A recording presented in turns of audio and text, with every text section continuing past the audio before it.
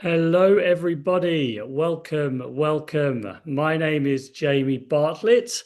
I am, some of you may know, as a BBC podcast writer and presenter of the series The Missing Cryptoqueen about the OneCoin scam. And I am here not to talk about that, though, to talk about the feature film Lie to Me, which is about the OneCoin scam and especially the role that Bjorn Berki, someone I know very well now, played in unraveling what has now actually become one of the largest scams of the last 20 years, if not before that. So I am thrilled, absolutely thrilled to be here to talk about this. Now, the film Lie to Me, if you've probably seen it. If you haven't, you still can. It launched on the 14th of May, so just about a month ago now, here on DocRoom, which is a place where you can watch brilliant documentaries such as Lie to Me for free.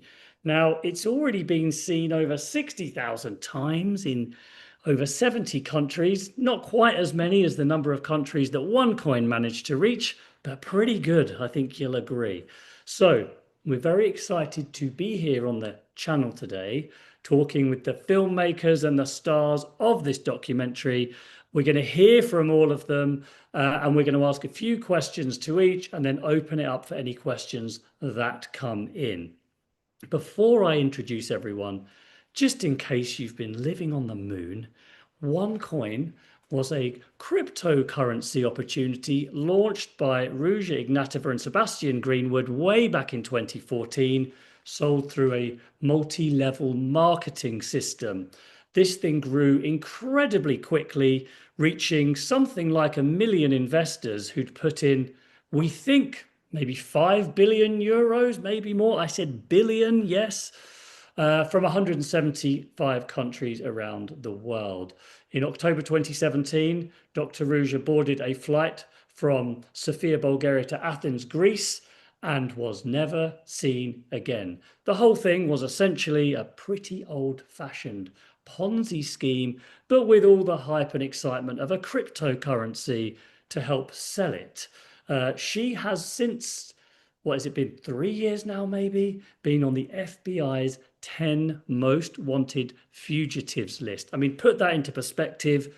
We are talking here about a documentary exposing essentially who is now the world's most wanted woman and possibly the world's most wanted white collar criminal. So the scale of this really couldn't be any bigger. So I'm delighted to introduce each of the participants here today that were involved in Lie to Me. We have Dag Mykland, who's the creative producer of Lie to Me. Apologies to any Norwegians if I'm saying these wrong. Hello. Tyrmi, who's the director of Lie to Me. Bjorn Bjerki, the crypto expert and really the protagonist and the sort of hero of the film and indeed of the OneCoin podcast series that I wrote. Hello. Mufti Amjad, who is an imam and whistleblower who issued a fatwa about the OneCoin scam. Really fascinating. We'll get to that. Hi, everybody. And finally, but certainly not leastly, because this is what it's all about in the end, Jonatan Wigerup, who was a OneCoin investor. Hi, everyone. Thanks for having me. And I'm really excited to speak to you, Jonatan, as well about how you came into this. But let's start with Dag and Bor. Just tell us how you heard about OneCoin. And I suppose, was there anything about the nature of this scam and this story that really sort of captured your attention? It's actually it's a story that started some 5-6 years before we actually heard about OneCoin. Because as a production company, we're kind of always been interested in cryptocurrency and in the blockchain technology in general. So back in 2015, we actually made a road movie traveling across Scandinavia only using Bitcoins. And I can tell you that this is the most expensive production we have ever made. I mean, if you look into the value of Bitcoin today, we spent hundreds of thousands of pounds. Hang on, but have you not got an old wallet with change from a coffee you bought or something that's now actually worth thousands and thousands and thousands of Well, kroner? what we actually got is like we have this one shot we tried to get where we actually wanted to buy coffee and we couldn't get the shot right. And we have like 6 or 7 takes of that. And that coffee was seriously expensive because basically what we did, we traveled around with taxis, buying fast food. We went into cheap hotels, paying with Bitcoin. Anyways, then a few years later than that, we made another documentary, then focusing on the Bitcoin, on the blockchain technology, and then we tried to vision what would a society look like if the blockchain was kind of in all sets of the society. So it's kind of a documentary, but using fictional elements. And it was kind of, it was challenging because this was a very early on. So most of this technology was just like startups and kind of strange people that was kind of pitching in these kind of futuristic ideas. And I remember especially one quote we got from a Scottish futurist called Vinay Gupta, he's still in the field, and he said like, I know him. yeah, you know, he said, do you think we will get a better future just because we put the nerds in charge? I guess we're about to find out, and kind of we are about to. Well, so anyways, both of these 2 documentaries, they were broadcasted on NRK, the Norwegian national broadcaster. And we were kind of happy, but what we didn't know was that the best was yet to come. Okay, so you're old school. You were in this world, meeting these interesting people, hearing about crypto long before the majority of people. You knew there were scams. You must have come across different stories because they were kind of everywhere in the early days. Chancers and cowboys, and that's the world of these early stage sort of technology dreams. What was it about OneCoin though that kind of grabbed you? Well, we weren't, after we did the Bitcoin experiment, the film, we kind of delved into the technology of the blockchain. So we didn't hear too much about all these cryptocurrencies because we were focusing on the potential of the blockchain outside of the cryptocurrency in a way. But then in I think it was the 6th of June in 2020, I got a phone call early in the morning. I was on my way to work, and I had this guy called me up, and he said, "Hello, my name is Bjorn Berki. I've sent you 2 messages on LinkedIn, and you can Google me, and I'll call you back in 20 minutes." And I was like, "Who the hell is this guy? Like, how is this for an intro?" And then I looked him up, and it was like, wow, we've never heard about this. And we Googled a little bit more, and we figured out this was the whole OneCoin story. And we decided to do this film with him. And for us as a production or as a producer, it was a really easy sell. Like we had the whistleblower of an international scam, but we thought it was finished. We thought it was a retrospective story we were going to tell. We thought like Sebastian was arrested, Ruja has gone away. So we figured like, no, there's not too much in it. But then while we were producing it, so much things were happening along the way. So it kind of went from being a retrospective movie into going into an ongoing investigation kind of true crime documentary, which was really, really interesting. Yeah, and that I know all about that because that's sort of what happened to me. And it's brilliant, but it creates difficulties as well.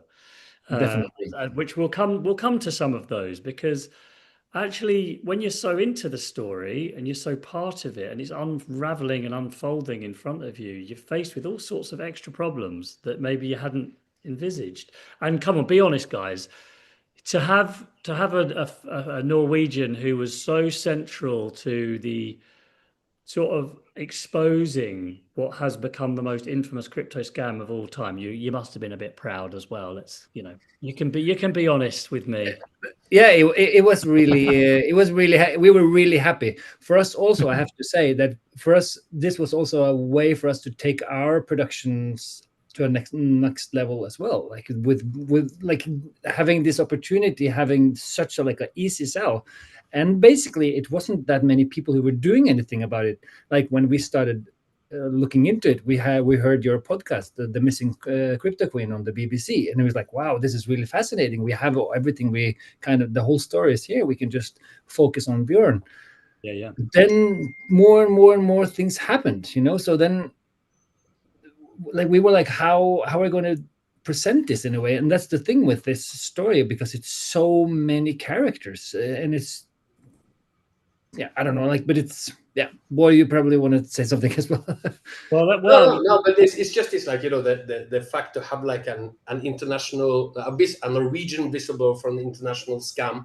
Yeah. I mean, I don't know if it has happened, So, it's a big thing. But then it's the challenging thing about this is that the scam, people don't understand what's the scam, because, people have big problems understanding crypto and big problems differentiating crypto from just a scam.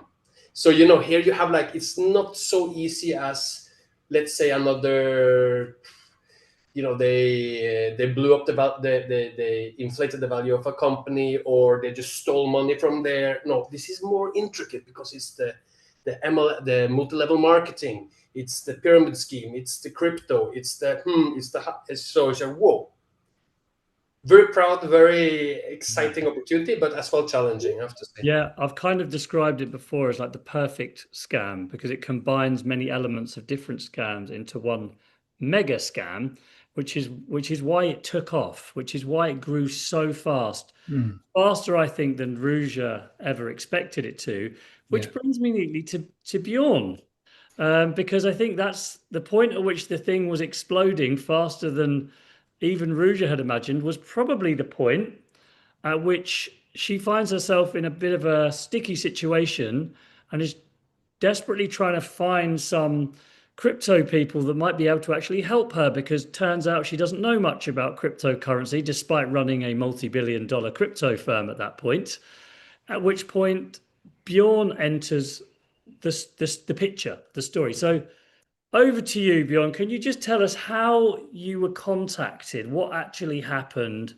It's still surreal to me thinking. It's a long time ago now, but it still feels so surreal and bizarre.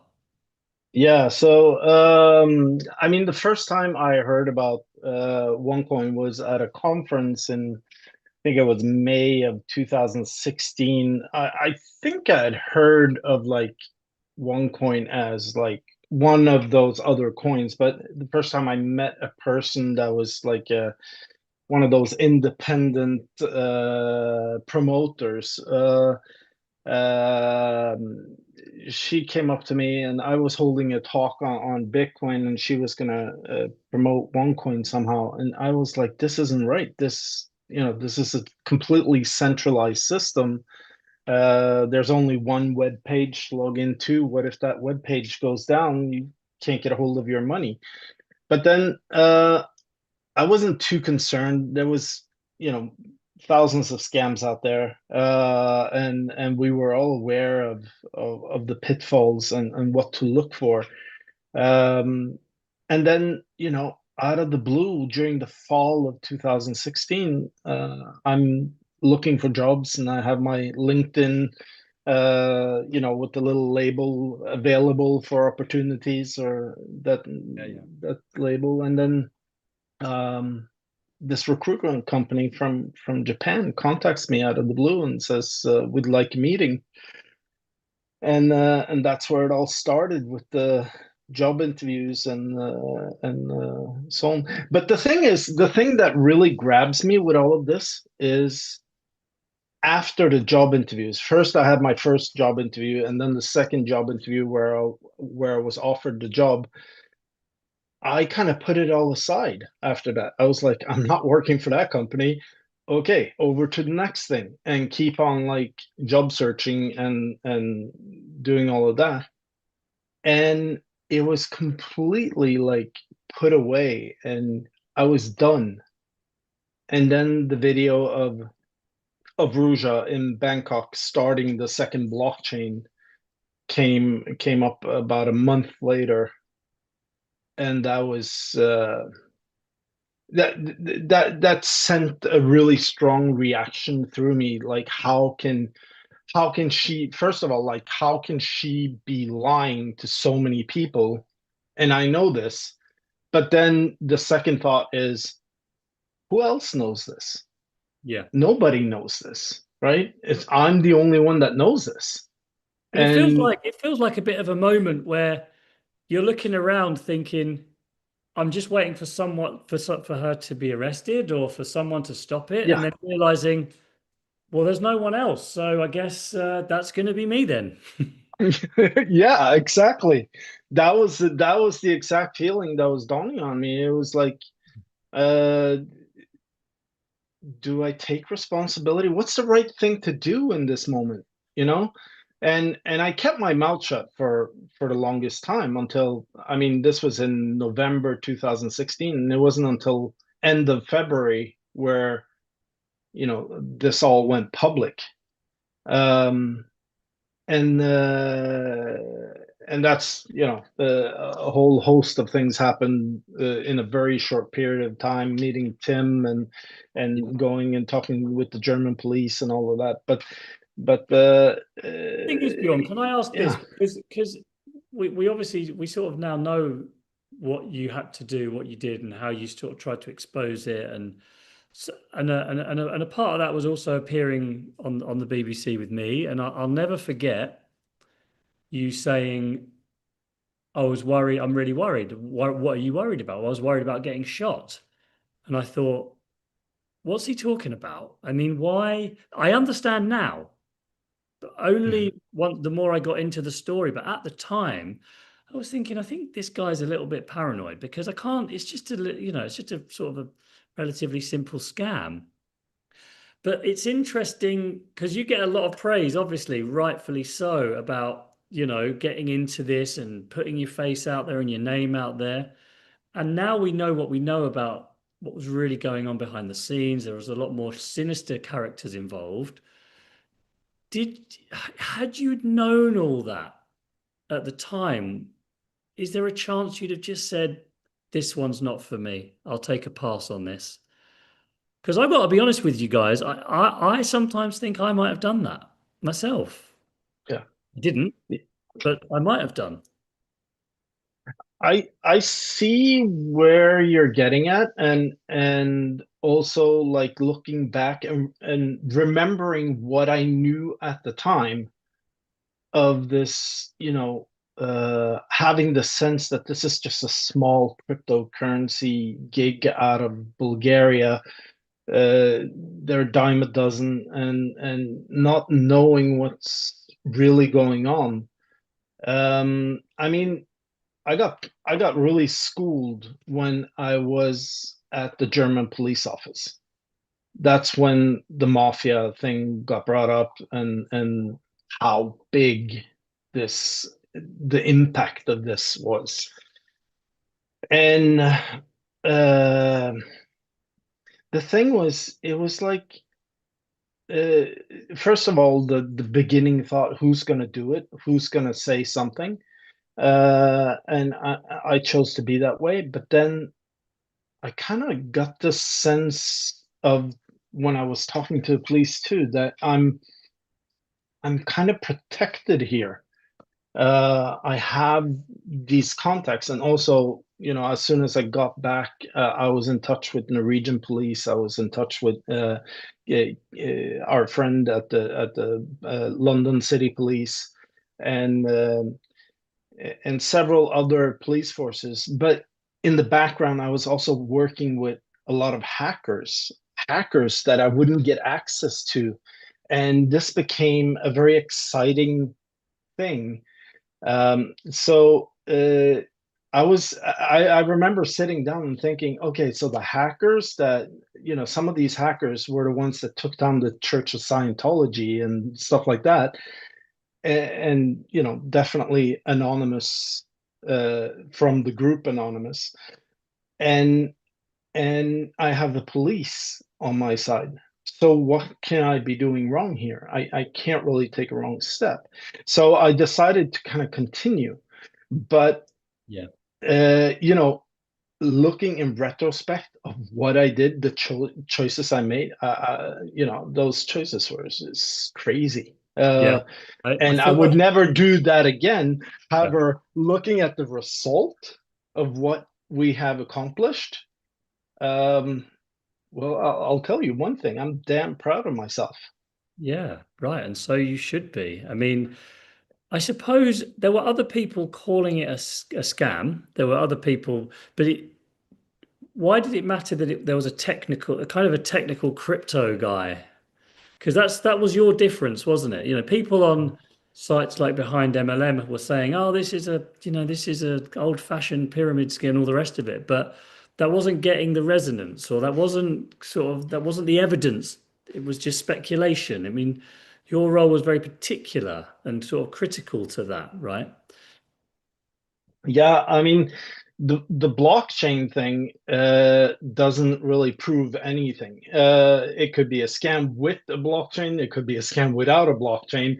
It could be something completely different. What I did, and I realized this quite early, is I caught them in a lie.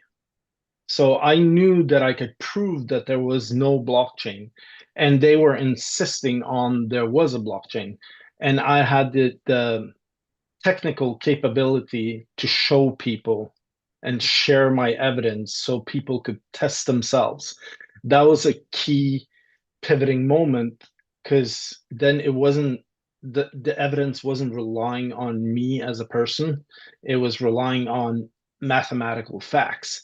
Now, does that prove it was a scam? No, it doesn't. It just proves that they're lying. Now, what else are they lying about? And that's, the message we get out there. Yeah. And okay, thank you, Bjørn. We're going to come back to you, of course, in a second, but I would love to turn to Jonatan because, from the investor's perspective, you always get people saying this was so obviously a scam. I never would have fallen for this. I mean, and in my experience, that people overestimate their own capability of spotting scams, because when it comes at you, it's about timing, it's about psychological tricks they're pulling on you, they're getting you in a moment of weakness, and it's always very easy to say, well, I wouldn't have fallen for that. I kind of not blaming the victim, but saying, they shouldn't have. Why did they believe they were going to make 3,000% annual return or whatever it is? I would love to know how did it come to you, and what sold it to you? What made you think I'm willing to take a risk on this? Yeah. So first off, I understand that side of the fence where you're looking at documentaries. You look at the documentation now. For all that's out there about articles about different documentaries that have been released about OneCoin.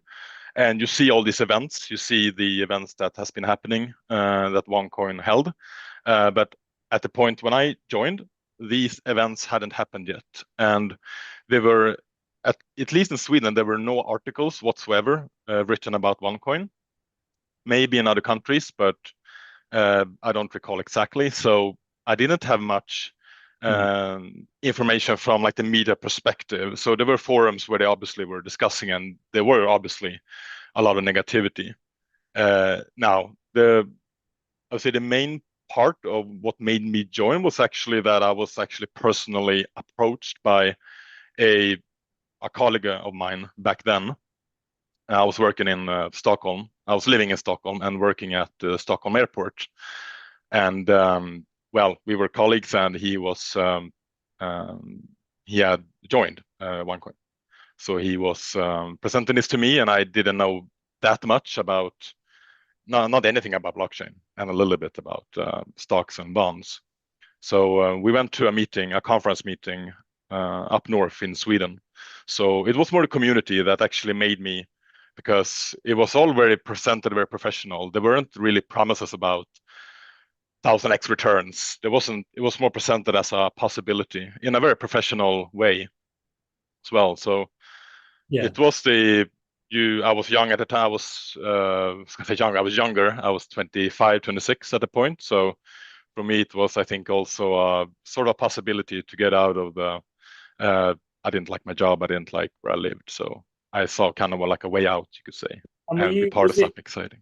Yeah, and were you drawn in as well by, so one of the things I've always noticed about the OneCoin pitch, which I think was very clever, was that Bitcoin, it's a bit too technical, it's really nerdy, it's all darknet and drugs and hackers. And this is kind of a more friendly mainstream version, much more user friendly, but still with this language of a financial revolution and the banks are lying and we need to overthrow the system. Were you drawn in by any particular arguments that sort of really captured your emotion? Because a lot of it's about capturing your emotion and being like, yes, I think sometimes the banks are absolutely infuriating and I don't like the way they always work. And I am quite excited. And you're 25 years old. I'm quite excited by the idea of a financial revolution. Yeah. So as you were saying, they're using old marketing tricks in the book already, which is us against them, us against the outer circle of the world, which would be the banks, institutions, and obviously also people like more technical people like Bjorn and people that were already in Bitcoin. So that's one that they actually created this community. Like we are a family. So that's how you get people closer to each other.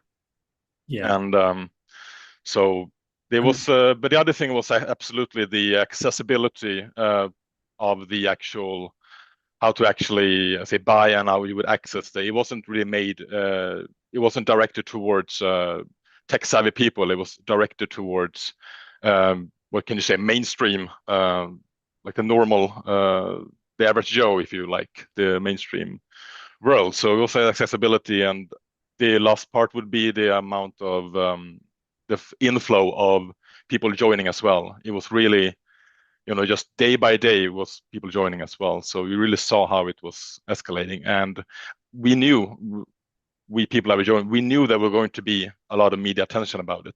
We knew it was coming, but it hadn't happened yet.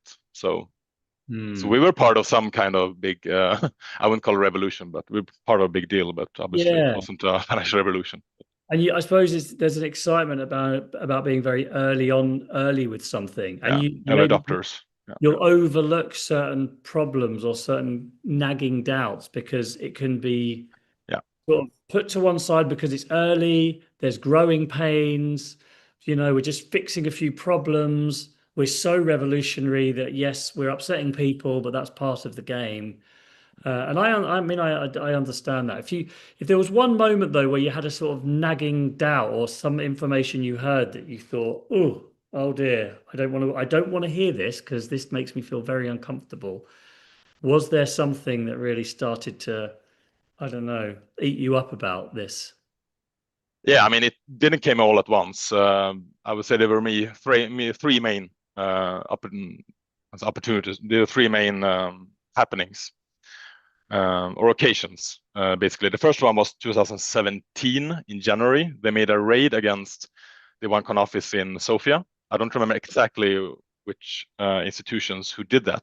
I think that was 2018, January 2018. Sorry, okay. Sorry, German authorities. Okay. Yeah. Okay, yeah. I know they made a raid at least. That was the first nag and doubt.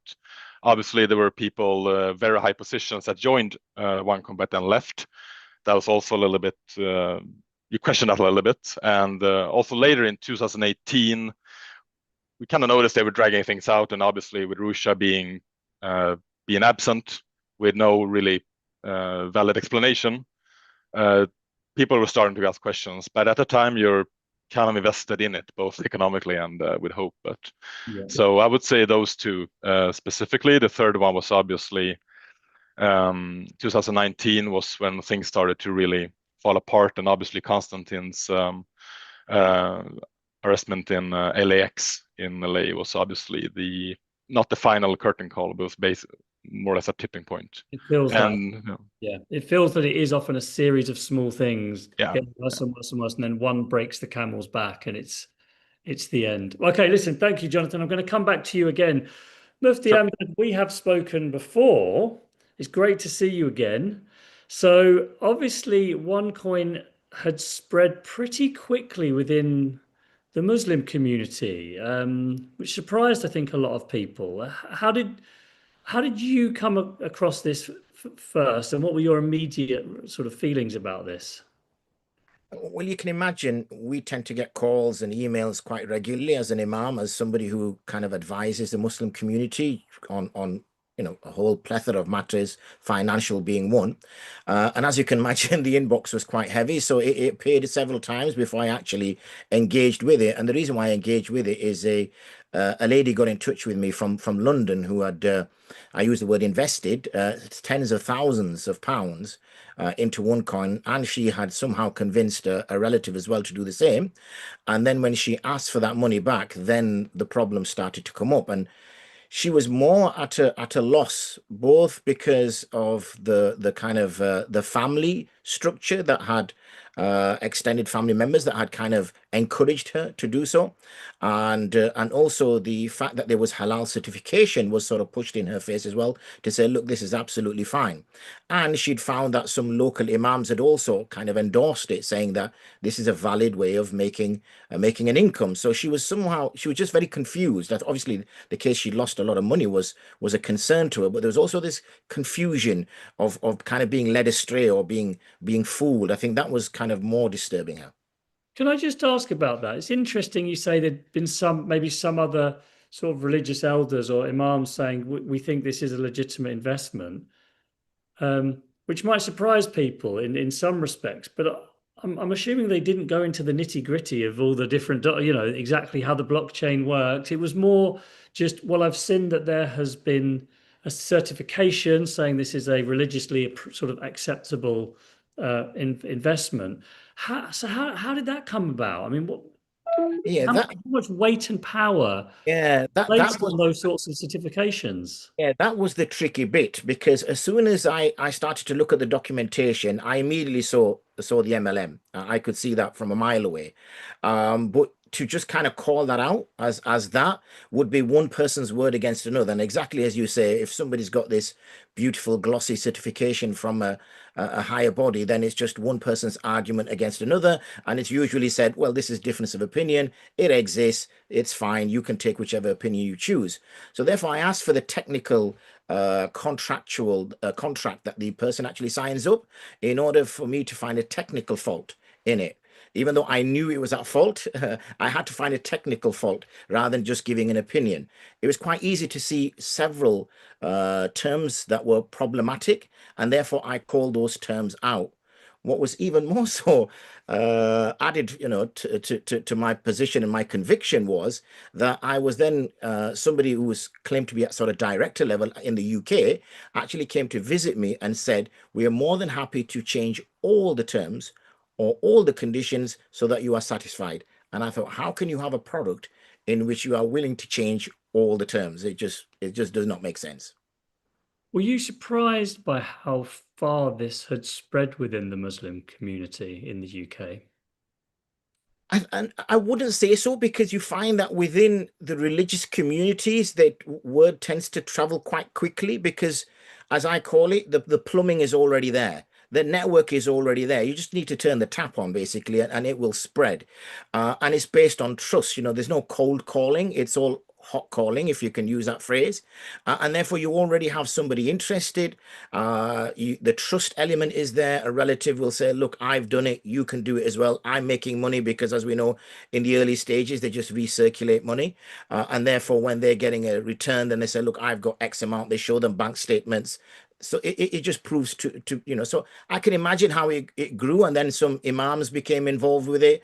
And obviously, because imams do hold a senior position within mosques and Islamic institutes, and the MLM element of it would obviously mean that they would be benefiting from it. So therefore, there was, as Jonatan mentioned there, an investment, both financially and also in terms of philosophically, in it working and being a success. So yes, I could see it spreading. Yeah. So Do you think the Muslim community was specifically targeted for that reason, or did it just happen to enter that community and then just spread sort of organically?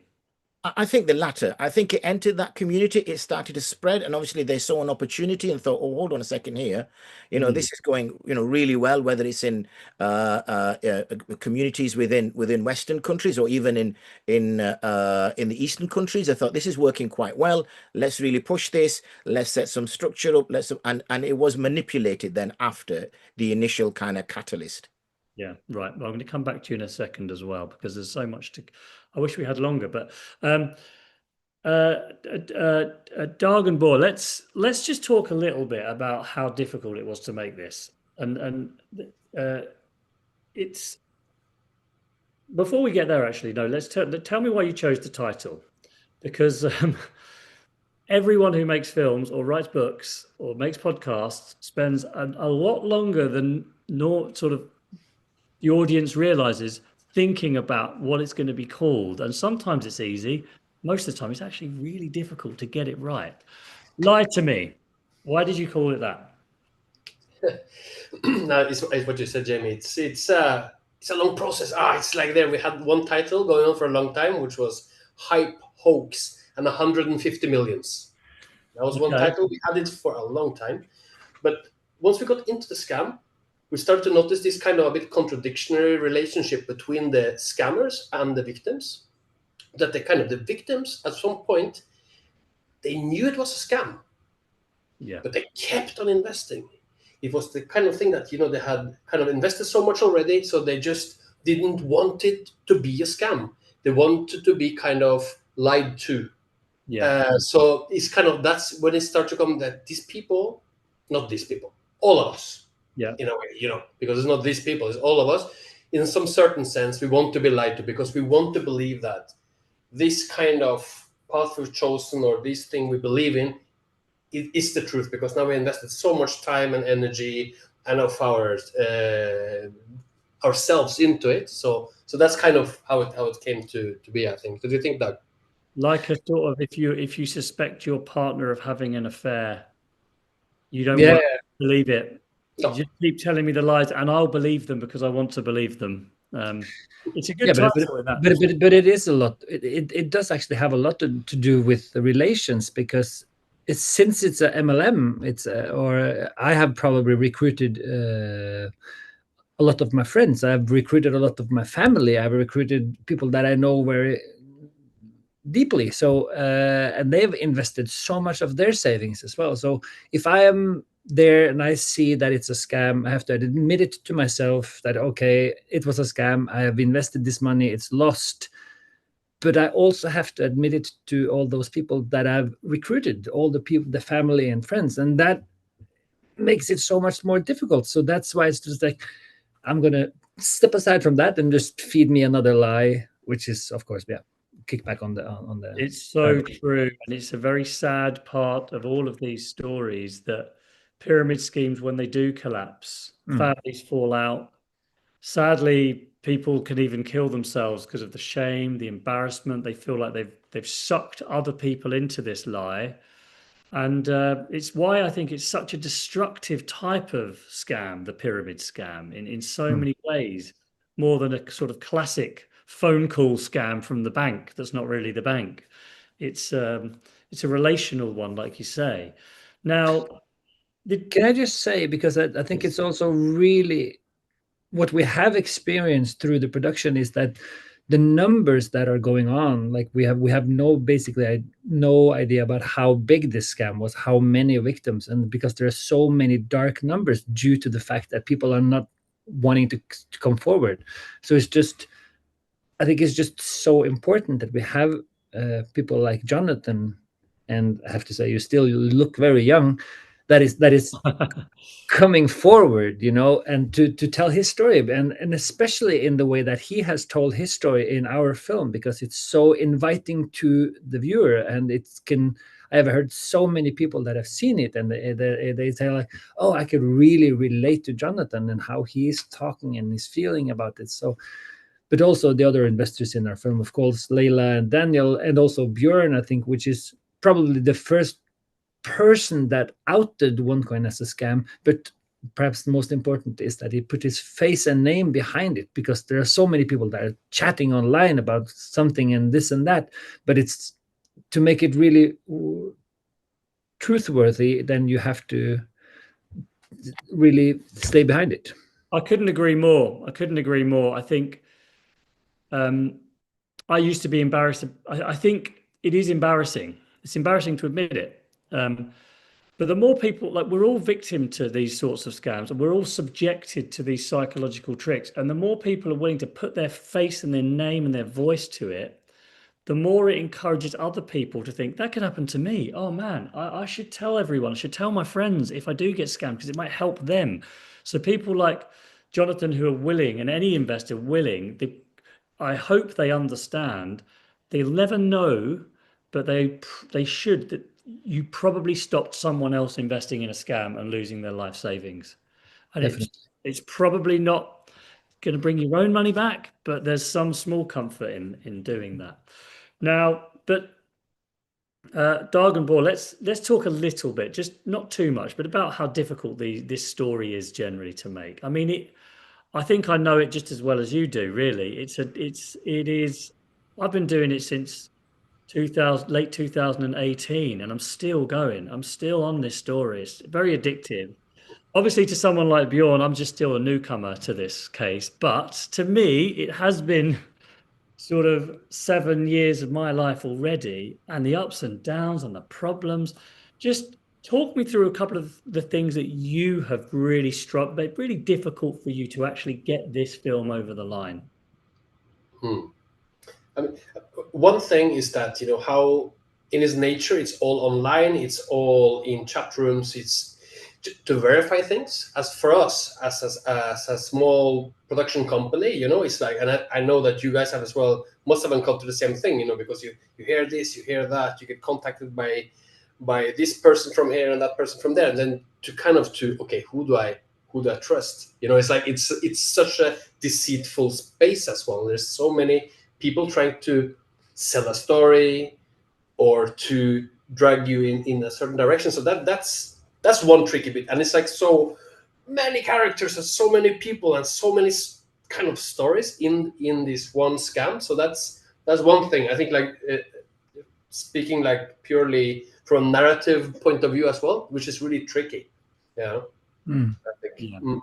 I'm with you on that. I kind of feel like it's become a bit of the whole thing has become not an entertainment industry, but the story's got so big that the difficulty becomes knowing what to trust, like you say, because there's so many claims coming at you all the time from everywhere, which I kind of understand why the FBI's job can be quite difficult, because, just all sorts of things coming at them constantly.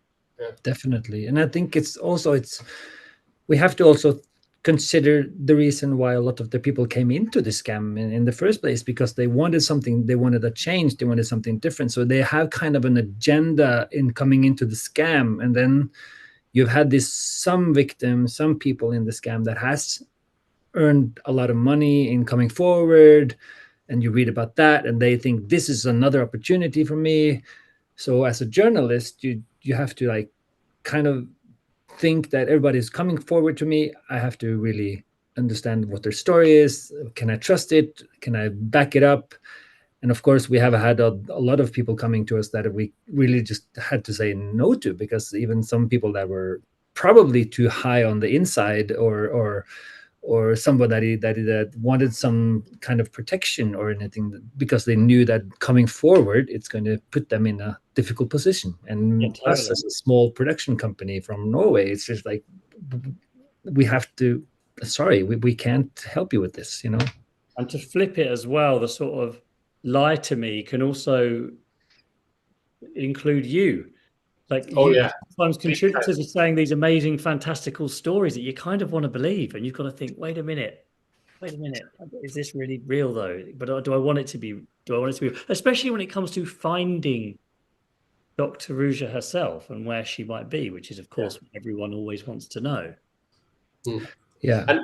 And just another thing that we kind of encountered as well, like while we got deeper into the story, we saw, wow, this is huge. And then we saw that there was a lot of of course, there's a lot of production companies making the story, and then it kind of the story of the OneCoin becomes, like you said, a kind of a reality show, a kind of a show business in itself, which has its own rules, and where people start to make deals with the kind of the main characters of the story, and this is exclusive, and you can't go there and you can't go here. And that's like, as well, for us, we're kind of our first film on a big scam like this. That was kind of, and it's competitive space, really, because people want to get first. There's big bucks involved, and it's like that as well was like an eye opener to us to understand. I think there is something going on with the world of TV more generally that stories like this are now getting sucked into, which is contributors especially do understand this. They're sitting on valuable stories, and they won't necessarily just want to give it to you for nothing. Why should they as well? And that's a real change to 10 years ago. We didn't think like that, and that's another issue. But I think in a story like this, it is actually quite relevant.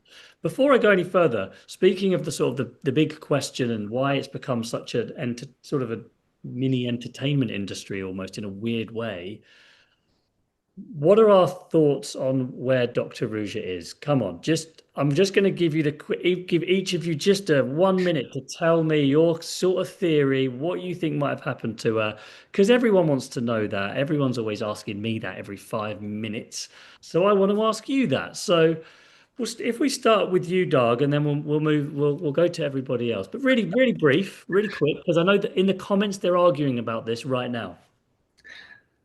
Well, I don't know, but the latest rumors, which I probably have from you, Jamie, is that she's either in Dubai or in South Africa or somewhere else. But I am as open to anybody else. But this is also, for me, this is something that we decided really early upon, that we were not going to follow her. Like, we weren't going to follow the money. We weren't going to follow Ruja. So that hasn't been like the trigger of our film. Like, we've delved more into the anatomy of the scam. But I know, but of course, it's what everybody's asking. I thought it's on every Q&A after the film and every festival. So I've got to quickly put it in there, just quickly, because everyone always wonders. So we get it out of the way quick. My guess is South Africa. I'm sure she's in Germany. She's in Germany. For sure. Mufti Amjad.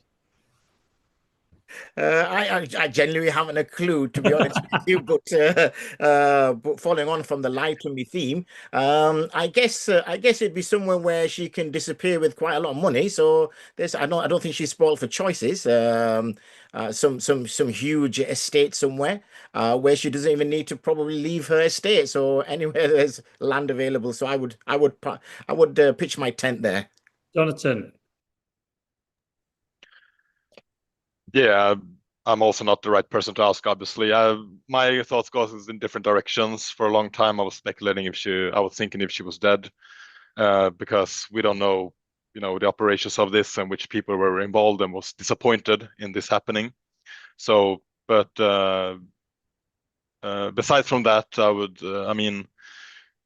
she does have a kid, so follow the family in this case. She's not I don't think she's traditionally family oriented, but that would be very interesting to see if there would be something there. So that would probably be Germany. But otherwise some offshore or these countries without extradition deals to Bulgaria would be. Bjorn, I'm really pinning all my hopes on you here, pal. Well, if I say where she is, she's just gonna move, right? So, no, we've discussed this so many times, Jamie. I strongly believe that she's been to South Africa if she's not there right now. But we had this theory. I don't know if you remember this, but we discussed this quite a ways back about Albania. Yeah, because that is like a place in Europe where you can hide at the same time as you have access to both Bulgaria and Germany, and the water to get out to sea. So, if she's there right now, she's probably on the move after watching this. But You know, one thing that I would like to add to this question is I'm so happy that we've reached this level of having discussions like this online, making movies, writing a book, and so on, because that means that these scammers, they do their scam and then they go in hiding for 4 years and spend their money, and then they start a new scam.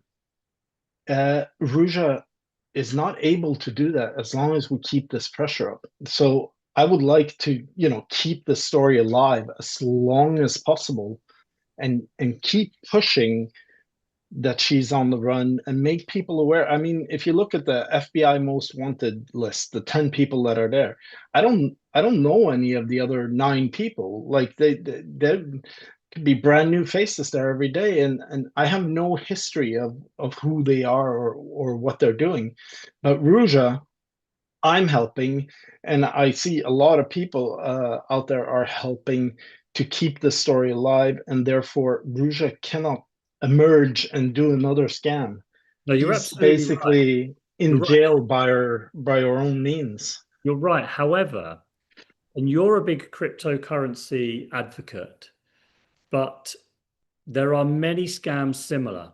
There's copycat scams. There's lots of like almost identical to OneCoin that people are still falling for in the same way. So what is it about crypto that makes it quite susceptible for this kind of scam? And I ask you this as someone that really loves crypto and values it.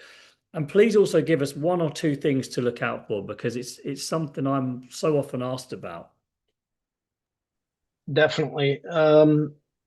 Well, crypto is a new technology, and whenever you see new technologies, scammers have a tendency to be one of the first to use that technology. The same happened when the internet came out. I remember the internet 20 years ago.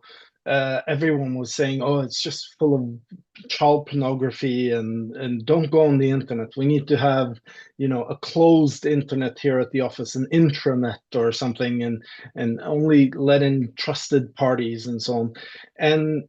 But that kind of kills the value of what the internet is, and that's the same with cryptocurrency. As soon as you start locking it down and you know, excluding people, it doesn't work. It simply doesn't work. It needs to be global, and that's part of what I love it for.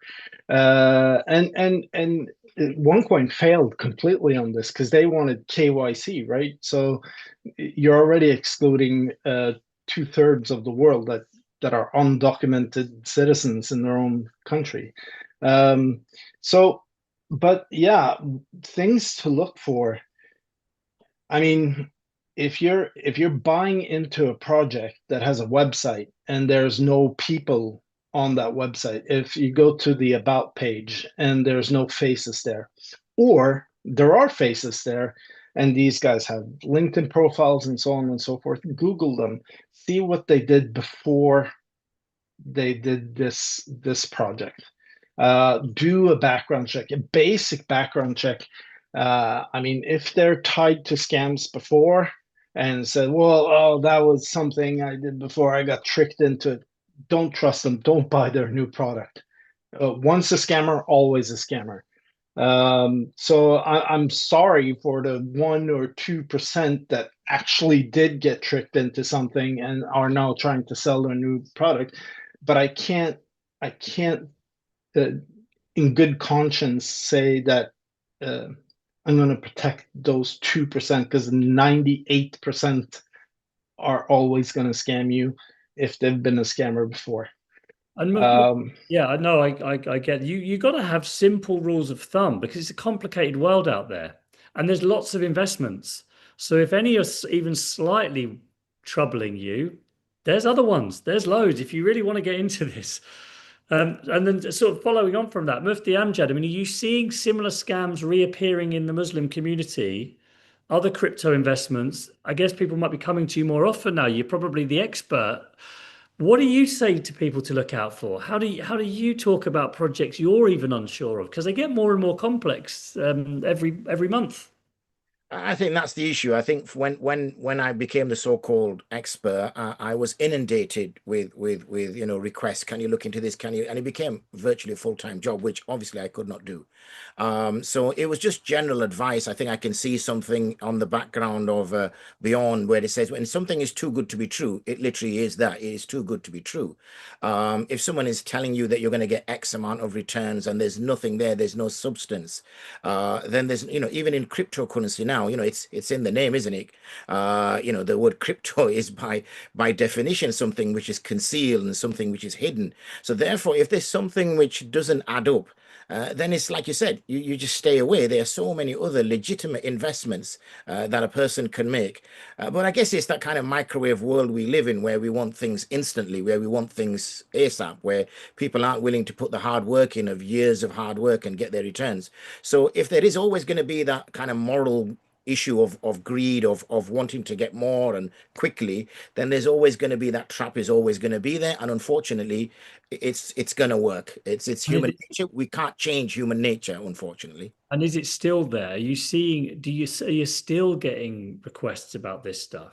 Every now and then you'll hear something new comes on and there's a rush for investment, and it's this getting it early, because you're going to get the best growth then, the people who get in early, and you're not giving it enough time for it to grow, for it to mature, so that you can actually make a reasoned decision, a reasoned judgment, and it's a rushed decision. So yes, they still exist. Again, family networks, extended family networks, rushing to make a decision. Don't ask too many questions. I'll get offended because you feel a bit, to start asking your brother or your uncle, oh yeah, but is this legitimate? What you're trying to say, that I would bring something to you that's, and it's that structure is there. It's an opportunity that unfortunately people are taking advantage of.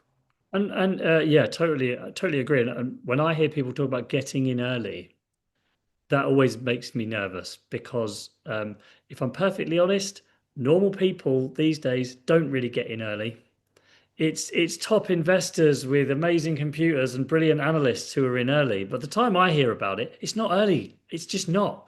And so I'm always wary of that phrase, but it seems to really capture the imagination because that's where the big gains are. And Jonatan, I wonder whether, it's always really good to get the perspective of someone who was suckered into this. What do you now learn when you look at similar investments? What lessons that have you taken from OneCoin?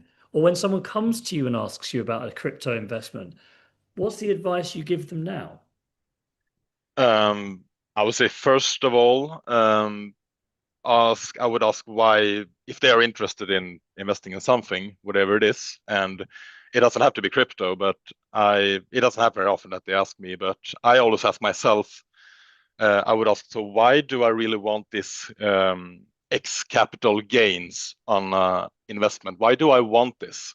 Why am I so interested in the end result of getting, I don't know, 100,000 euros or 500,000 euros or becoming economic independent?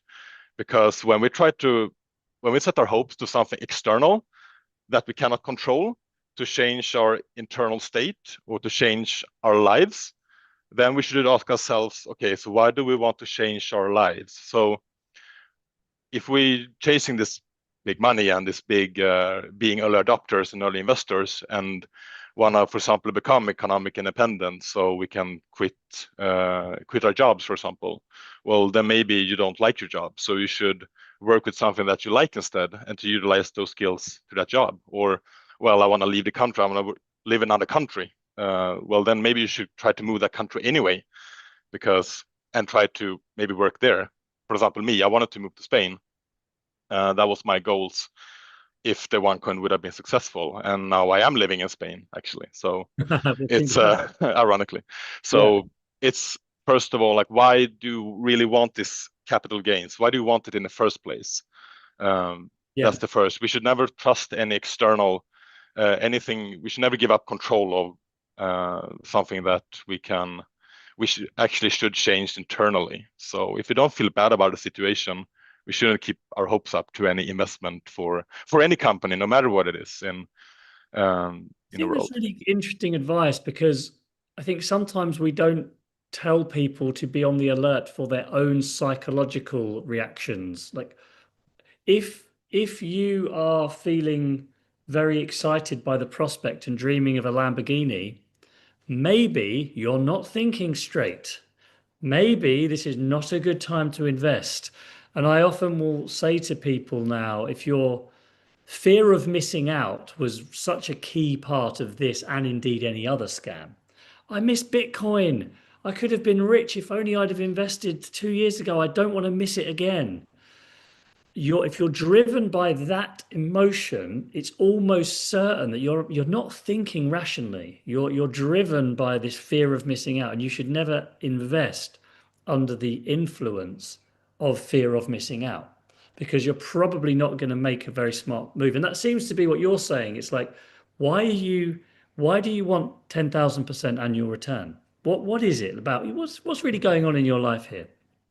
So you got to remember, I'm jumping in here. You got to remember one thing too is I started in Bitcoin in 2012.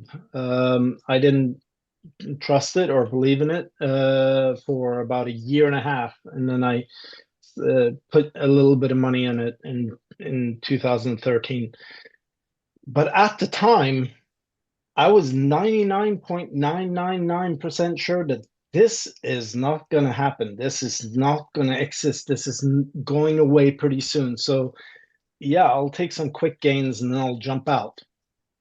And then, when we get to today, where Bitcoin has now become, this global product, it's 99% sure that it will succeed somehow. And I think that is a very like a black swan event. This doesn't happen.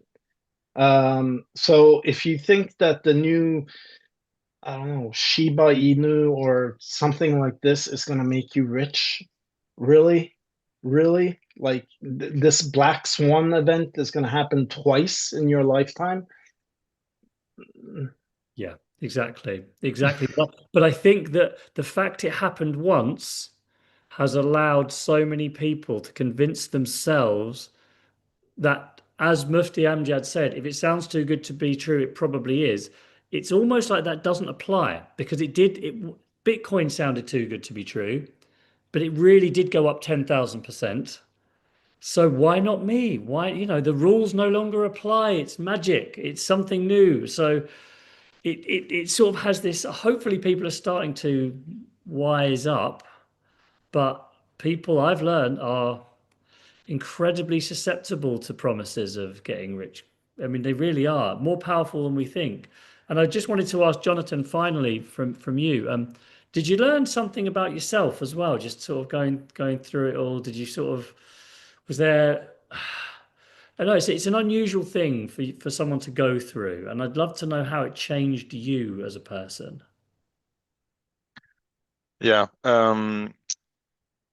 So the short answer is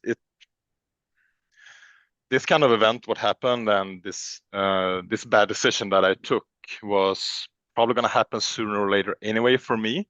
And I have an example of that. I listened to a podcast, I think a year ago, and 2 Swedish day traders, professional day traders in stocks and bonds in Sweden.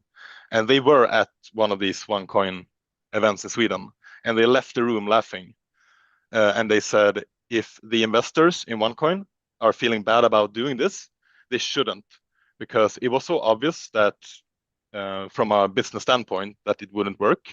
So they would have fallen for a scam sooner or later. So it was a hard lesson that had to be learned. Right. So I obviously had to learn a little bit about don't see other people the way you know yourself. I would never think like starting a scam and then I'm going to risk 20 or 30 years in prison or maybe being on the run. I would never do that. So why should they do that? Because they're literally putting their lives on the line, the creators of OneCoin. But the more because I like to read and be in these other big scams that we've seen in media the last 20, 30 or 100 years. And the more I look at them, I realize that there are people in this world who are good people but do bad things, and there are also bad people who do good things. And we, in some way, as Mufti Amjad Muhammad said, we can't really change human nature. There will always be greed in this world who will always feed on people's dreams. So I've learned to be definitely more skeptical and realize that not everybody is like me. Not everybody, and there are people who will always, who don't have a good consciousness. Well, it's a good and don't have good empathy. So they would, who will always do everything to feed their greed. It's a good way of thinking about it. It's a valuable, important lesson that will probably inoculate you against maybe more expensive mistakes in the future. That's the sort of positive, yeah, certainly positive certainly spin I like to put on it. My final question for Dag and Bor, that just update us really. What's happened? What's happened since? Where are you at now? Obviously, whenever you put something big out into the world, big things come back at you as well. So you start getting new things, new information, new stories, new ideas, new updates. So where are we now? Well, I think in terms of the movie, it's been a great success for us. It's been traveling Europe, going to a lot of festivals, CPH Docs, IDFA. We're really, really, really happy about the tour that it's been making. And for us, this has, of course, been a door opener for new documentaries as well. I think it's also learned us a lot about how we used to think about going about it. Was like, yeah, there are no ideas that are too good. Everybody can have a good idea, but it's how we make it. I think next time we're having this kind of information at an early stage and being at a current affairs kind of documentary, I think we will hold our cards a bit more to ourselves than we did. Yeah. Okay. Yeah. But I also have to say that given that everybody is now looking for Ruja, like if you're watching, we've already made one road movie about crypto, so why not another one going from Albania to Bulgaria and Germany? I would love to do that. Yeah, come on, Ruja, though. Come on. Can you speak to me first, please? At least. This is ridiculous. But I also really have to ask, though, because Jamie, I think what everybody is wondering is, when is the last episode of the Missing Cryptoqueen coming out? You mean the last or the next? Because the next. I don't think there's ever going to be a last one. I think I'll be making it until I'm 100 years old at this current rate. I'm doing about one every 2.5 years at the moment. The truth is, we have to, I think we've reached a position where the listeners want some progress in the story. They don't want me just talking about dead ends, leads that went nowhere. And that's very hard to deliver when, I'll be honest with you, I don't really know where she is. There are lots of possibilities. You've said a lot of them, but I wouldn't put my mortgage on any of them, because it's incredible how little we actually do know.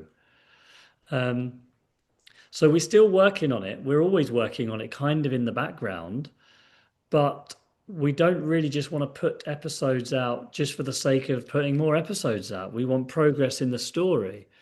And as you know, there's lots of subplots. There's lots of weird things going on, but it's quite hard to... This is one of the problems. Maybe this is a wider problem, and maybe you've had it too, is I get approached a lot by people with subplots to the OneCoin story, or who want to tell me about another similar crypto scam. And sad as it is, the BBC just won't keep making the same thing over and over again. The people want new content, new ideas, new stories, and it's frustrating. And I feel bad. I'd love to spend every single week putting out a new bit of the scam, but it's not going to work. People aren't going to like. So you are also having to work with the audience and what they expect, which is one reason why it's been so long. I've recorded hundreds of hours of interviews that no one's ever heard, that I could piece them together, make new episodes. Everyone's going to get fed up. Oh, that's that guy telling us why he can't find her again. So the short answer is, I still don't actually know. I don't know when the next one will be, and I don't know when the last one will be. And I hope the listeners will sort of forgive us for that.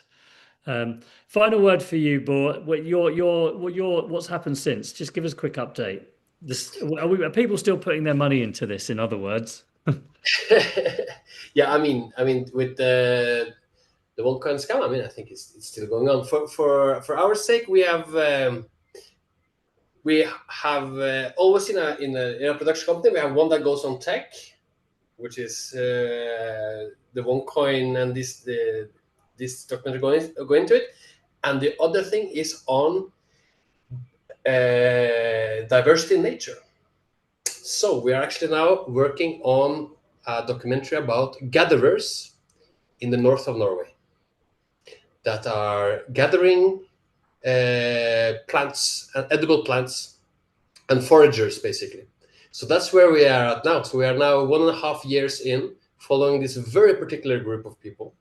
Wow. Foraging for Michelin restaurants so they're out in nature and foraging for Michelin restaurants around Scandinavia.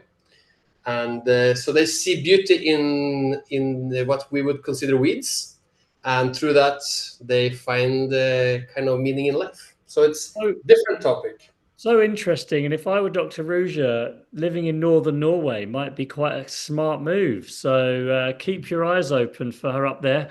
Final word to Bjorn as the sort of chief protagonist, not only of this film, Lie to Me, but also in the podcast that I made. Just what are you planning next, Bjorn? What's on the horizon for you? Well, I attacked the scam, and I've attacked several other scams, trying to, clean up the cryptocurrency community. I've come to the point where it doesn't help much attacking these scams. So I decided to educate instead. So right now I'm educating all of the accountants in Norway.